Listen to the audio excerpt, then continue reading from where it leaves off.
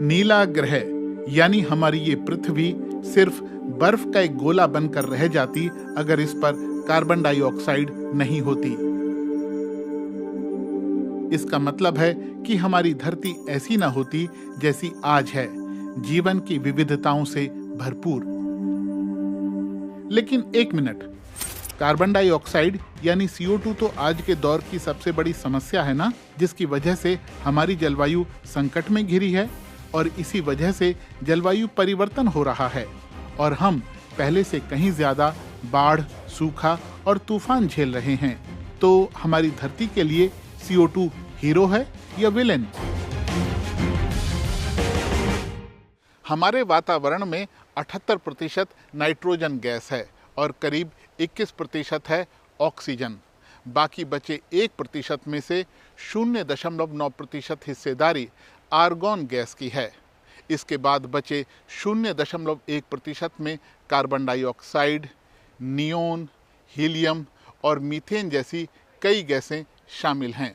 बात करें वातावरण में कार्बन डाइऑक्साइड की हिस्सेदारी की तो ये 0.04% के आसपास है, लेकिन इसका हमारी धरती पर बहुत ज़्यादा प्रभाव है और आज जलवायु परिवर्तन के लिए भी बहुत हद तक इसे ही जिम्मेदार ठहराया जा रहा है। कार्बन डाइऑक्साइड से कैसे ग्लोबल वार्मिंग होती है? कार्बन डाइऑक्साइड यानी CO2 वातावरण में मौजूद एक रंगहीन और गंधहीन गैस है और ग्रीन हाउस कही जाने वाली गैसों में से एक है। जलवाष्प, मीथेन, नाइट्रस ऑक्साइड और ओजोन ये अन्य ग्रीन हाउस गैसें हैं। ये सब मिलकर ग्रीन हाउस प्रभाव पैदा करती हैं। ये इस तरह से काम करता है। सूरज के विकिरण से धरती की सतह गर्म होती है। इसमें से ज्यादातर विकिरण गर्मी के रूप में अंतरिक्ष में लौट जाता है, लेकिन कुछ विकिरण के साथ ग्रीन हाउस गैसें प्रतिक्रिया करती हैं और गर्मी को सोखकर वापस धरती पर भेज देती हैं। ये प्रक्रिया हमारी धरती पर एक सतत तापमान बनाए रखती है। ग्रीन हाउस प्रभाव के बिना हमारी धरती का औसत तापमान -18 डिग्री सेल्सियस होता। इस कदर ठंड में बहुत से जीव पनप ही नहीं पाते। तो फिर CO2 हानिकारक क्यों है? हमारे वातावरण में CO2 की मात्रा बहुत थोड़ी होती है, लेकिन ग्रीन हाउस प्रभाव पर इसका असर बहुत ज्यादा है। बल्कि ग्रीन हाउस प्रभाव के 20 से 30% हिस्से के लिए CO2 ही जिम्मेदार है। इसका कारण है इसके अणुओं की संरचना। 3 या उससे ज्यादा परमाणुओं से बने अणु जैसे कि CO2, मीथेन या फिर जल वाष्प, ये उस गर्मी से प्रतिक्रिया करते हैं जो पृथ्वी वापस अंतरिक्ष में भेजती है। इससे अणु कंपन करने लगते हैं और इस दौरान उनसे गर्मी पैदा होने लगती है। वातावरण में मौजूद अन्य ज्यादातर गैसों की ग्रीन हाउस प्रभाव में कोई भूमिका नहीं होती। औद्योगिक क्रांति शुरू होने के बाद से वातावरण में कार्बन डाइऑक्साइड के स्तर की मात्रा लगभग 50% बढ़ गई है। अनुमान है कि इस सदी के आखिर तक वो और दोगुनी हो सकती है। इसका मतलब है कि वातावरण में ज्यादा से ज्यादा गर्मी मौजूद रहेगी। रिसर्च बताती है कि CO2 की सघनता बढ़ना जलवायु परिवर्तन का एक बड़ा कारण है और हम इंसानों की वजह से ये गैस वातावरण में ज्यादा जा रही है और सूखा, बाढ़ और तूफान जैसी चरम मौसमी घटनाओं की वजह बन रही है। जलवायु परिवर्तन को कम करने के लिए हमें कार्बन डाइऑक्साइड के उत्सर्जन को घटाना होगा। कबीर का एक दोहा है, अति का भला न बोलना, अति की भली न चुप, अति का भला न बरसना, अति की भली न धूप। मतलब ना तो बहुत ज़्यादा बोलना अच्छा होता है और ना ही बहुत ज़्यादा चुप रहना। उसी तरह बहुत ज़्यादा बारिश भी अच्छी नहीं होती और ना ही बहुत ज़्यादा धूप। यानी सब कुछ एक संतुलन में रहे तभी अच्छा है। उसी तरह अगर कार्बन डाइऑक्साइड सीमित मात्रा में हमारे वातावरण में रहेगी तो कोई समस्या नहीं होगी। ग्रीन हाउस प्रभाव के जरिए वो धरती को समृद्ध करेगी और अगर उसकी मात्रा ज़रूरत से ज़्यादा होगी तो फिर समस्या होगी। रेत पर चलते हुए हम जैसे जैसे आगे बढ़ते हैं अपने पीछे पैरों के निशान यानी फुटप्रिंट छोड़ जाते हैं। इसी तरह हम जितने भी संसाधन इस्तेमाल करते हैं उसका कार्बन फुटप्रिंट भी छोड़ते चलते हैं। यानी हमारी वजह से इस वातावरण में ग्रीन हाउस गैसों का जैसे कि CO2 का जितना भी उत्सर्जन हो रहा है वो हमारा कार्बन फुटप्रिंट है।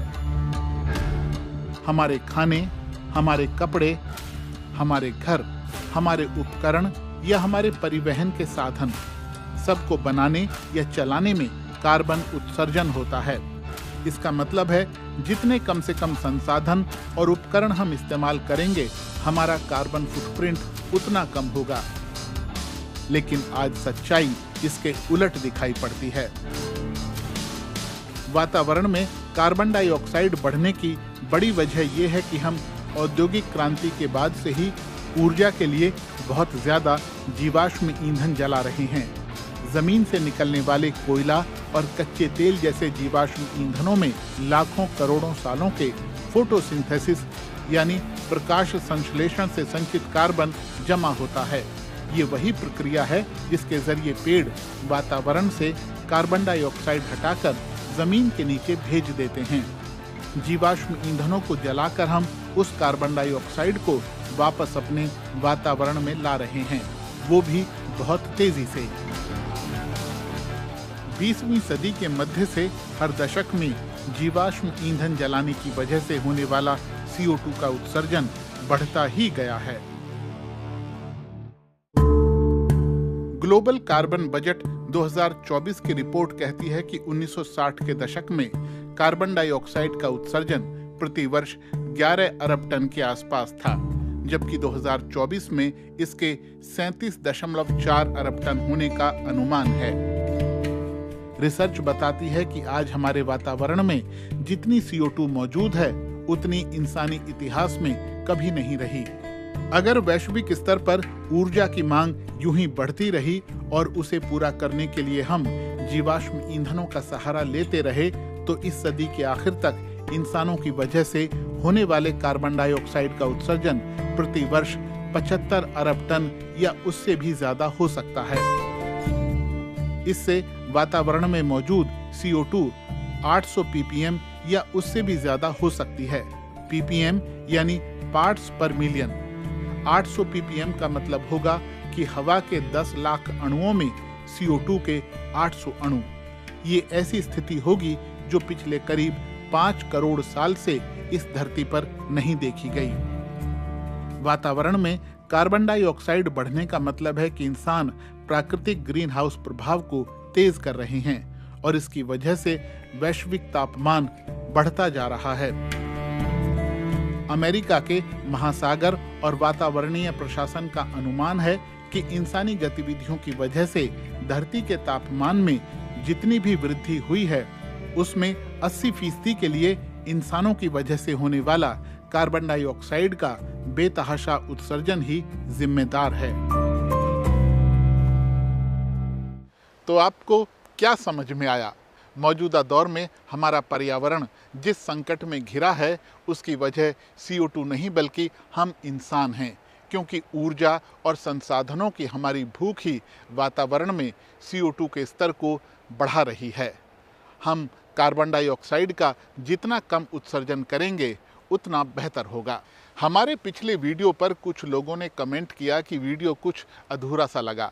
उम्मीद है इस वीडियो के साथ उन्हें कुछ और चीज़ें समझ में आई होंगी, लेकिन इस बारे में हमारी बातचीत जारी रहेगी और आप भी हमारे साथ ऐसे ही बने रहिए।